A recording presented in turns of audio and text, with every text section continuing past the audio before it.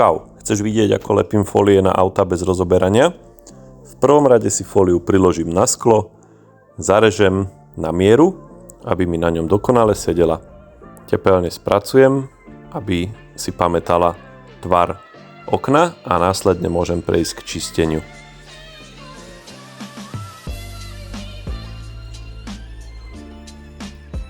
Na dokonale čisté okno môžem preniesť fóliu, ktorú zapravím až pod gumičky. Následne vytriem vodu s bublinami. Okno zavriem, aby som mohol zapraviť aj spodnú časť. Keď sa uistím, že fólia mi nikde nepresvitá a všade sme pod tesneniami, vytlačím zbytkovú časť vody zo spodnej polovice vrátane bublín. Zadné okno si nachystám taktiež zvonku.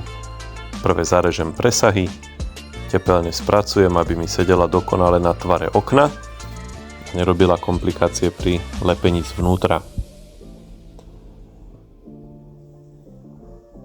Okno si umieme, používam vodu s detským Johnson's Baby šampónom, ktorú keď stiahnem, môžem pristúpiť k preneseniu fólie, ktorú musím na okno dokonale usadiť, taktiež, aby mi nikde nepresvítalo denné svetlo.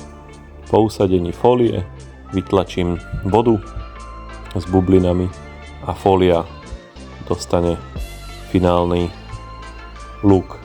Takto vyzerá auto, na ktorom som nalepil fólie Skyfall s 10-ročnou zárukou. Montáž bez rozoberania u mňa trvá 1,5 hodiny.